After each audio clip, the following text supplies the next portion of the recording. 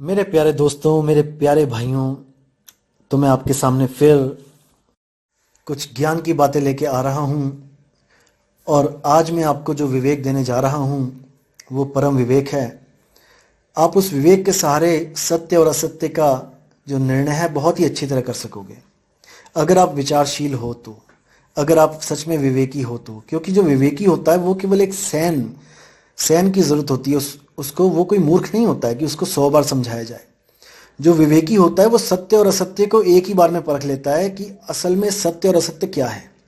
बस एक इशारे की ही कमी होती है विवेकी की जिंदगी में। वो इशारा मिला नहीं और उसका विवेक जागा नहीं, उसी वक्त जाग जाता है। तो दोस्तों, आज बात करेंगे सतगुरु कबीर साहब की देह के ऊपर और उनके विदेह स्वरूप के ऊपर। क्योंकि लोगों में बहुत ज़्यादा भ्रम आ चुका है कि कबीर साहब भी कोई शरीर है, वो भी किसी लोक में कोई नूरी तत्व का शरीर है जो अरबों खरबों युगों तक कायम रहता है और उसके बाद वो भी नष्ट हो जाता है।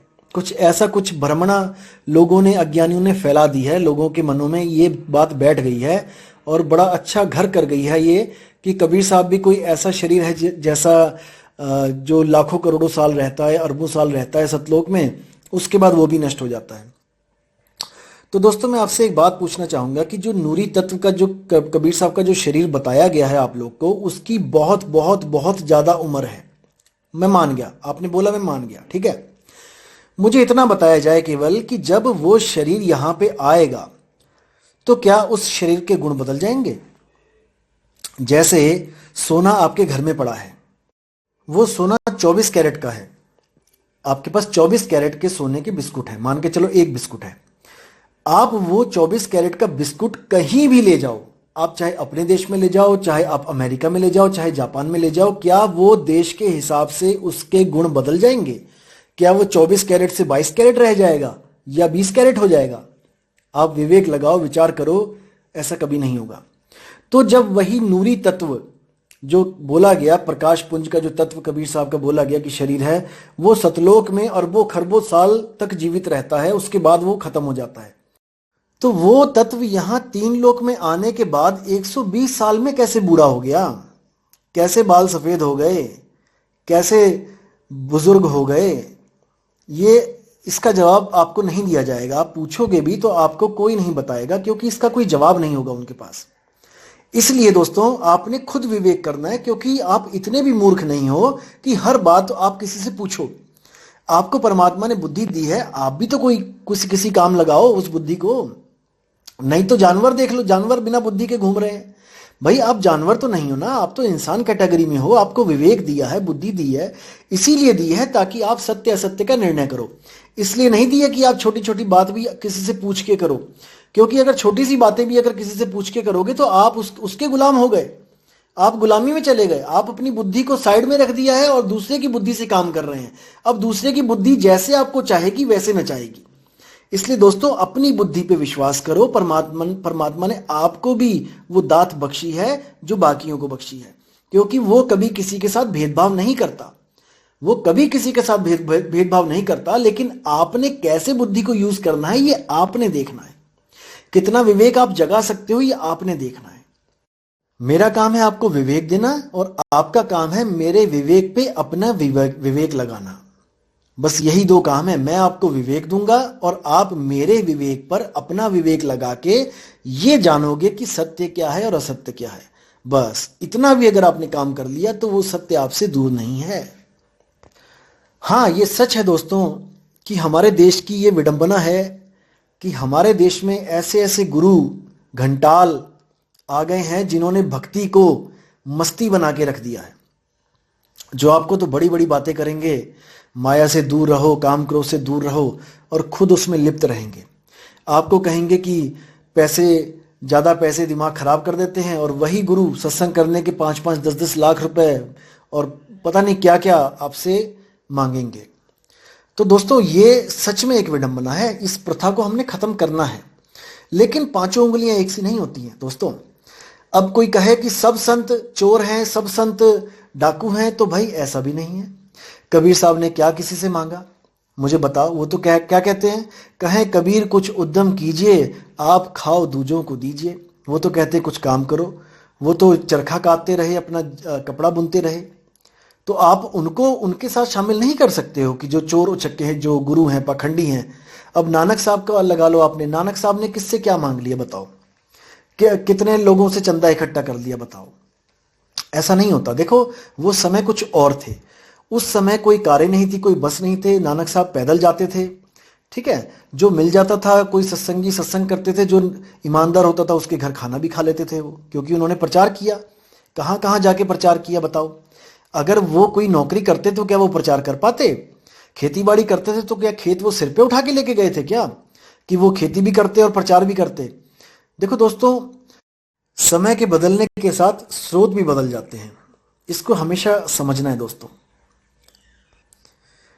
आज आपने मान लिया कि मुझे ज्ञान हो गया, ठीक है, और आज हमारे हाथ में मोबाइल भी है, इंटरनेट भी चल रहा है, आप अपनी ही बात लाखों लोगों को बता सकते हो यूट्यूब के द्वारा। दोस्तों आज बता सकते हो ना। अगर आज से 100 साल पहले आपको ज्ञान हो गया होता तो आप क्या करते होते बताओ? आज आपके मन में प्रचार करने का जो इच्छा प्रकट हो गई कि नहीं, जैसे बाकी लोगों को जो आत्मज्ञान होता है वो इस दुनिया को छोड़ के चले जाते हैं, लेकिन मेरे मन में आया कि मैं प्रचार करूं और मैंने यूट्यूब पे चैनल बना लिया। दोस्तों आज इसलिए बना लिया क्योंकि आज ये सुविधाएं हैं। अगर 100 साल पहले आपको ये आत्मज्ञान हो गया होता, आप समझ रहे हो मैं किसके लिए बोल रहा हूं? उन आत्मज्ञानियों के लिए बोल रहा हूं जो स्वयंभू आत्मज्ञानी बन जाते हैं। तो अगर उनका 100 साल पहले अगर उनको आत्मज्ञान हो गया होता और वो लोक कल्याण के लिए निकलते घर से, तो दोस्तों वो क्या करते आज बताओ? आज तो अपना बिजनेस है, पैसा आ रहा है, यूट्यूब भी है, चैनल भी है, लोगों तक बात भी पहुंच रही है। अगर 100 साल पहले वो करना चाहते प्रचार, तो कैसे करते? क्या वो घर से बाहर नहीं निकलते? अगर वो नौकरी भी करते, बिजनेस करते और प्रचार करते तो कितनी दूर चले जाते? रोज उनको घर वापस आना पड़ता शाम को, क्योंकि सुबह उन्होंने दफ्तर भी जाना है। आप सोचिए दोस्तों, क्योंकि सोचने में टैक्स नहीं लग रहा है, सोचने में पैसे नहीं लग रहे हैं। आप सोचो केवल कि आज आपको अगर कोई अच्छा लग रहा है कि वो प्रचार कर रहा है और कुछ ले भी नहीं रहा है, बहुत अच्छी बात है कि कुछ नहीं ले रहा है, अच्छी बात है। ये क्यों नहीं ले रहे हैं ये भी मैं आपको बताऊंगा। तो अगर आप उस वक्त प्रचार करना हो आपने, जब सुविधाएं नहीं थी, तब आपको घर बार छोड़ना ही पड़ता, वरना आप ज्यादा से ज्यादा 10 किलोमीटर, 20 किलोमीटर, 30 किलोमीटर से आगे नहीं निकल पाते। समझने वाली दोस्तों बात है। और अगर बाबा नानक की तरह आप प्रचार करते गली गली, शहर शहर घूम के, तो आपको पैसों की जरूरत पड़ती। ऐसा नहीं है कि नहीं पड़ती। तो पैसा कहां से आता? या तो आप खुद अपना कमाते 5, 7, 10 साल, और जो इकट्ठा होता उसको खर्चते, और मेरे ख्याल से वो 2, 3, 5 साल में वो भी खर्च हो जाता पूरा, क्योंकि आप जब कमा के दोबारा नहीं कमाओगे तो जो इकट्ठा किया वो खत्म हो जाएगा। तो उसके बाद एक ही जरिया रह जाता है कि आप सेवा लो, अपने लिए मत लो। कबीर साहब ने इसको भी बोला है कि सेवा किस तरह की होनी चाहिए। कबीर साहब कहते हैं, मर जाऊं मांगू नहीं अपने तन के काज, परमारथ के काज में मोहे ना आवे लाज। इस वाणी को आपने समझना है कि वो गुरु त्याग देने योग्य है जो अपने लिए पैसा मांगता है। समझ रहे हैं? जो परमार्थ के लिए मांगता है उसके लिए कोई भी हम गलत शब्द नहीं बोल सकते। जैसे आज तो आपको लग रहा है कि आज मेरे पास अच्छा पैसा आ रहा है, मेरे पास सब कुछ है, मुझे कोई जरूरत नहीं है, इसलिए आप बड़ी बड़ी बातें कर रहे हो। लेकिन अगर आप सच में प्रचार करना चाहते हो तो जरा इस YouTube चैनल को बंद करके एक बार बाहर निकल के देखो, तब आपको बहुत अच्छी तरह समझ आ जाएगा कि जिन जिन संतों को आप बड़े आराम से पाखंडी और पता नहीं क्या क्या बोल देते हो, कितनी मेहनत करते हैं वो एक एक जीव को सही रास्ते पे लाने के लिए। लेकिन पंखे के नीचे बैठकर, एसी में बैठकर YouTube चैनल के आगे वीडियो बनाना बहुत आसान है, संतों को गालियां देना बहुत आसान है, संतों को मूर्ख बोलना बहुत आसान है। आप देखोगे कि कई YouTube चैनल तो ऐसे ऐसे हैं जिनके जो नाम है वो भी सतगुरु कबीर साहब के दिए हुए नाम यूज कर रहे हैं, जैसे नी अक्षर नाम, निशब्द नाम, अबोल नाम, अकह नाम, और पता नहीं कौन कौन से। मतलब जो कबीर साहब ने आके बताया इस दुनिया को कि वो नी अक्षर है, वो अकह है, वो अनाम है, उनको ही कह रहे हैं लोग कि वही नहीं जानते उसके बारे में। जो अक्षर, जो नाम कबीर साहब ने आके यहां बताए दुनिया को, सारी दुनिया नाम जप रही थी तो उन्होंने कहा वो अनाम है। सारी दुनिया कहने वाले नाम में फंसी हुई थी तो उन्होंने कहा वो अकह है। सारी दुनिया अक्षरों में फंसी हुई थी तो वो कहते वो नी अक्षर है। और उन्हीं का ज्ञान लोग अपने अपने यूट्यूब चैनल बना के बैठ गए हैं और अपनी कोई चीज नहीं है उनके पास। नाम तक कबीर साहब के दिए हुए अक्षरों का बना रखा उन्होंने और ज्ञान ऐसे बताते हैं जैसे उनके जैसा कोई ज्ञानी नहीं है। कबीर साहब को, नानक साहब को गालियां देते हैं, मूर्ख बोलते हैं, अज्ञानी बोलते हैं, हमें फंसा दिया बोलते हैं। अरे भाई उन्होंने कैसे फंसा दिया? आप क्यों आए सतलोक से यहाँ पे? अगर आप ये मानते हो कि सृष्टि रचना सतलोक वाली ठीक है तो आपकी गलती है कि आप वहां से आए। क्यों आए भाई? वो तो आपको वापस वहां ले जाने के लिए बोल रहे हैं। उन्होंने कब कहा कि यहीं फंसे रहो, 84 में फंसे रहो? उन्होंने तो कभी नहीं कहा आपको कि यहां फंसो। वो तो कह रहे हैं कि जहां से आया तू वहां वापस चला जा। लेकिन आपको ही समझ में नहीं आ रहा तो भाई वो फंसाने वाले कैसे हो गए? कोई इसका जवाब दे मुझे। वो तो यहां तक बता रहे हैं आपको कि भाई तुम गलत रास्ते मत चले जाना। कर नैनो दीदार महल में प्यारा है शब्द को पढ़ो, उसमें उन्होंने साफ लिखा है कि सतलोक में सतपुरुष बन के बैठा है वो, अलख लोक में अलख पुरुष बन के बैठा है, अगम लोक में अगम पुरुष बन के बैठा है, अनामी लोक में अनामी पुरुष बन के बैठा है। अब आप सोचोगे कि शायद वहां पे कोई ब्रह्म अलग अलग बैठा है। दोस्तों ये बहुत बड़ी भूल है। ब्रह्म अलग अलग नहीं है, ब्रह्म एक ही है। ब्रह्म एक ही है जो सारे ब्रह्मांड का, चाहे वो कोई भी लोक क्यों ना हो, उसका मालिक वही एक ब्रह्म है।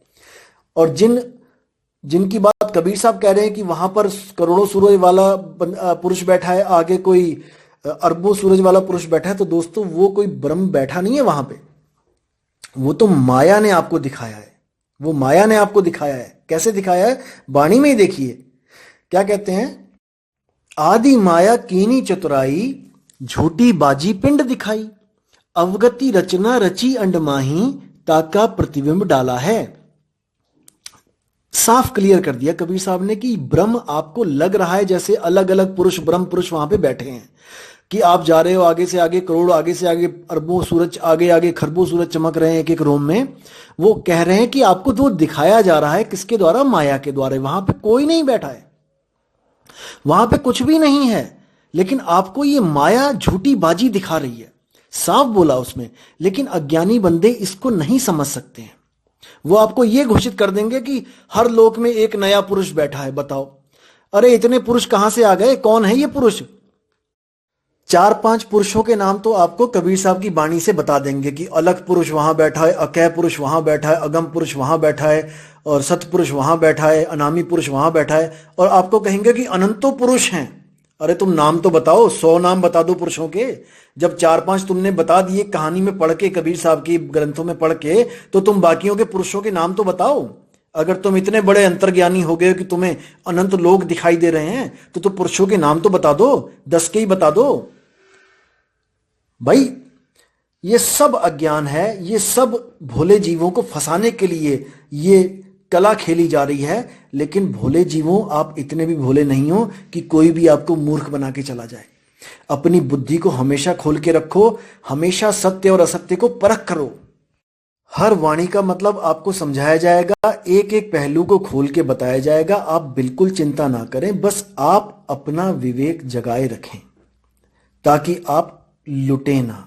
मैं नहीं चाहता कि एक भी जीव यहां से लुट के जाए। मैं कभी नहीं चाहता।